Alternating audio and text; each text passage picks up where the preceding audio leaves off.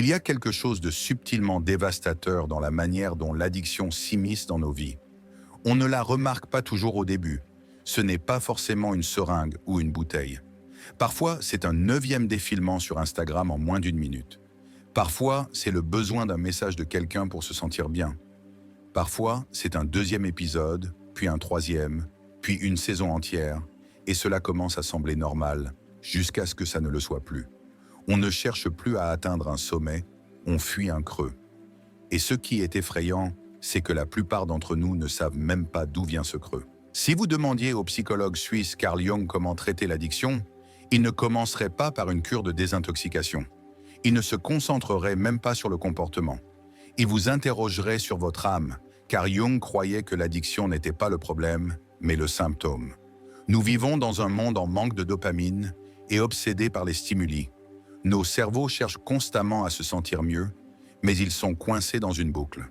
La dopamine, cette substance chimique associée à la motivation et à la récompense, s'épuise non seulement à cause de nos actions, mais aussi parce que nous ne comprenons pas ce qui se passe en nous. Jung appelait cela la déconnexion du soi. Pas votre ego, pas votre titre professionnel, mais votre essence véritable. La version la plus profonde et intégrée de qui vous êtes vraiment, celle qui est connectée à un sens, à la créativité et à la signification.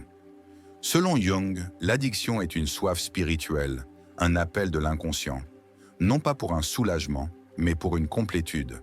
Comme il l'a dit, toute forme d'addiction est mauvaise, que le narcotique soit l'alcool, la morphine ou l'idéalisme. Ce qu'il voulait dire, c'est que la racine n'est pas la substance, mais le vide. C'est là que la plupart des approches modernes de l'addiction échouent. Nous traitons l'habitude, mais nous ne rencontrons pas l'humain. Nous colmatons la fuite, mais nous ignorons les fondations fissurées.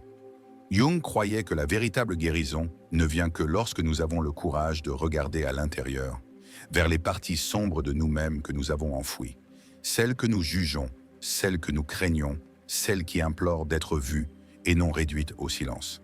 Et si cela semble intimidant, sachez que vous n'êtes pas seul, car voici la vérité. L'ombre n'est pas mauvaise, elle est une énergie réprimée.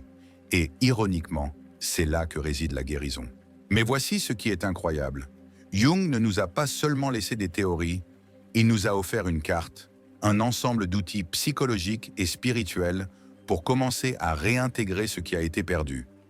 Des outils qui nous aident à comprendre pourquoi la dopamine a disparu en premier lieu et comment vivre de manière à la restaurer naturellement, non pas en poursuivant le plaisir, mais en s'alignant sur un sens. Nous allons explorer ces outils, des pratiques concrètes, spirituelles, et même des actions que vous pouvez commencer dès aujourd'hui. Alors, restez jusqu'à la fin, car ce que vous découvrirez, ce n'est pas seulement comment traiter l'addiction, mais comment comprendre enfin cette partie de vous qui appelle à travers elle.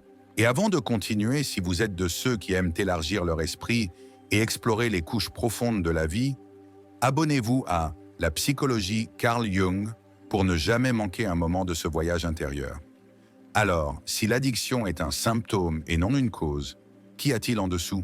Parlons de la dopamine, pas comme un mot à la mode, mais comme un messager.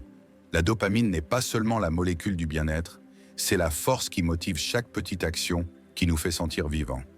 La motivation, l'anticipation, la récompense, le son d'un message, la première bouchée d'un dessert, le texto chaleureux qui dit « je pense à toi ». Et quand la dopamine vient à manquer, la vie devient grise, sans inspiration, plate.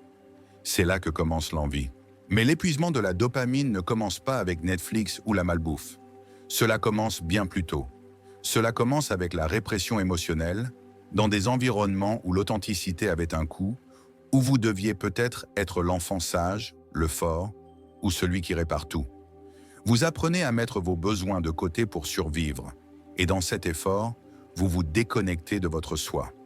Jung appelait cela la scission psychique. C'est quand vous enterrez les parties de vous qui n'étaient pas les bienvenues et construisez un masque à la place. Et que fait le cerveau face à cette déconnexion chronique? Il cherche un soulagement. Certains le trouvent dans une bouteille, d'autres dans un partenaire ou un écran. Mais ce n'est pas une question d'objet, c'est une question de sentiment. Ils essaient de recréer une étincelle de sens, une sensation d'être assez, même pour un instant. Nous sommes donc pris dans une boucle. Un vide intérieur menant à un effondrement de la dopamine, un comportement d'évasion, de la honte, puis encore plus de vide. Jung comprenait que guérir cette boucle ne repose pas sur la volonté, mais sur l'intégration. Il a écrit « Nous ne devenons pas éclairer en imaginant des figures de lumière, mais en rendant l'obscurité consciente. » Cela signifie se tourner vers la partie de vous qui souffre, ne pas l'éviter. Cela signifie demander « Quelle douleur cette addiction essaye-t-elle d'anesthésier et quelle partie de moi ai-je abandonné pour y faire face ?» C'est là que l'approche de Jung diffère radicalement des modèles traditionnels. Il ne voulait pas seulement que vous soyez sobre, il voulait que vous soyez entier.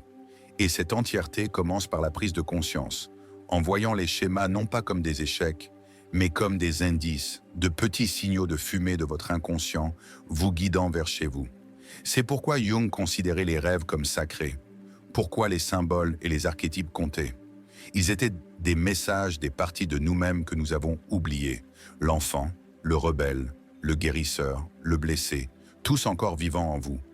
Tant que nous ne leur faisons pas de place, nous continuerons à chercher à nous sentir entiers à travers des choses qui n'étaient jamais destinées à nous compléter. Mais il y a une bonne nouvelle. Dès que vous cessez de voir l'addiction comme un échec et commencez à la voir comme un message, la guérison commence. L'addiction n'est pas ce que vous êtes, c'est un mécanisme de défense créé par votre psyché pour vous protéger d'une douleur que vous n'avez jamais pu traiter. Mais maintenant, vous êtes prêt, vous êtes curieux et c'est tout ce qui compte. Alors, explorons 3 outils, pratiques, spirituels et nourrissants pour l'âme, qui peuvent vous aider à vous reconnecter à votre soi profond et révéler ce qui se cache vraiment derrière ces schémas compulsifs. Ces outils ne consistent pas à combattre l'addiction, mais à l'écouter. Outil numéro 1, le travail sur l'ombre. L'idée la plus révolutionnaire de Jung était celle de l'ombre, la partie cachée de notre psyché où nous stockons tout ce que nous avons rejeté, nié ou jugé en nous. La colère, la tristesse, la jalousie, la peur, et même le désir de se sentir puissant, aimé ou vu. Ces parties ne disparaissent pas, elles s'enfoncent dans l'inconscient, et elles s'expriment à travers nos addictions, nos projections et nos schémas. Le travail sur l'ombre consiste à rendre l'inconscient conscient. C'est s'asseoir avec soi-même et se demander « Quelle partie de moi ai-je enfermée parce que je la trouvais inacceptable ? Quelle vérité ai-je peur de regarder, mais dont j'ai désespérément besoin ?» Vous pouvez commencer ce travail par l'écriture. Essayez de vous demander « Si mon addiction avait une voix, que me dirait-elle » Écrivez sans jugement, laissez-la parler. Vous pourriez être surpris par la quantité de vérité qui attend juste sous la surface. Outil numéro 2, le travail sur la respiration. Jung n'a jamais enseigné le travail sur la respiration, mais s'il était vivant aujourd'hui, il pourrait y voir l'un des moyens les plus directs d'accéder à l'inconscient à travers le corps. Le travail sur la respiration consiste à utiliser une respiration rythmique consciente pour contourner le mental et accéder à l'énergie émotionnelle enfouie. Notre souffle est la seule fonction corporelle à la fois automatique et sous notre contrôle, et il peut servir de portail vers l'inconscient. En respirant consciemment, surtout dans un schéma connecté ou circulaire, vous envoyez un signal à votre système nerveux. C'est sûr maintenant, tu peux lâcher prise. Ce qui suit souvent, c'est la libération d'émotions enfouies, de traumatismes non résolus, ou même de souvenirs oubliés depuis longtemps. Certains pleurent, d'autres rient, certains tremblent, d'autres ressentent une clarté qu'ils n'avaient jamais connue. Ce n'est pas seulement une détox émotionnelle, c'est une intégration psychologique. Vous libérez les blocages énergétiques que l'addiction cherchait à engourdir. L'addiction anesthésie, la respiration révèle. Même une seule séance peut vous faire réaliser que ce que vous désiriez n'était pas une substance, mais vous-même. Outil numéro 3, le rituel symbolique comme dialogue avec l'âme. Jung disait souvent « l'âme parle en images ». C'est pourquoi les symboles, les rêves et les rituels ont tant de puissance. Ils contournent l'intellect et parlent directement à l'inconscient. Quand nous sommes coincés dans une addiction, ce ne sont pas seulement nos habitudes qui sont désynchronisées, c'est souvent notre monde intérieur qui a été réduit au silence ou ignoré. Le rituel devient un moyen de rouvrir ce dialogue. Mais il ne s'agit pas d'une cérémonie vide. Il s'agit d'un acte conscient de connexion. Voici un rituel symbolique puissant que vous pouvez essayer. Trouvez un espace calme et allumez une bougie. Le feu est un symbole intemporel de purification. Asseyez-vous avec un miroir et regardez-vous dans les yeux, non pas pour juger ou critiquer, mais pour être témoin. Dites à voix haute, « Je sais que j'ai essayé d'échapper à quelque chose. Je ne le comprends pas encore pleinement, mais je suis là, prête à écouter. » Écrivez une lettre à la partie de vous qui est addicte, non pas pour la juger, mais pour la comprendre. Ensuite, pliez-la et placez-la sous la bougie.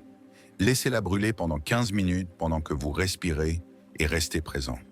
Il s'agit moins de réparer que de se reconnecter. Vous signalez à votre moi profond que vous n'êtes plus seul. Maintenant que nous avons examiné les symptômes, rencontré l'ombre et commencé le travail de reconnexion, il est temps d'aborder la véritable alchimie, la transformation. Parce que guérir de l'addiction, ce n'est pas seulement briser une habitude, c'est devenir quelqu'un de nouveau, ou plutôt quelqu'un de plus vrai. C'est répondre à l'appel que l'addiction cherchait à étouffer depuis le début. C'est ce que Jung appelait l'individuation, le voyage pour devenir votre moi entier. Pas parfait, pas poli, mais intégré. Vous voyez, la plupart des gens pensent que guérir signifie redevenir celui qu'ils étaient avant l'addiction. Mais Jung vous dirait que cette version de vous était déjà fracturée, déjà déconnectée, déjà en souffrance.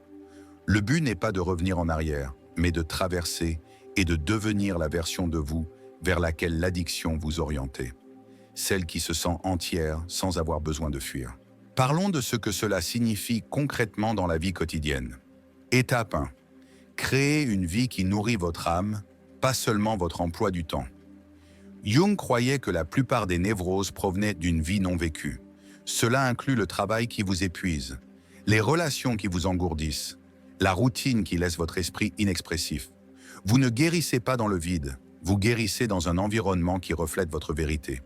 Alors demandez-vous, qu'est-ce qui dans ma vie nourrit l'addiction et qu'est-ce qui nourrit mon authenticité?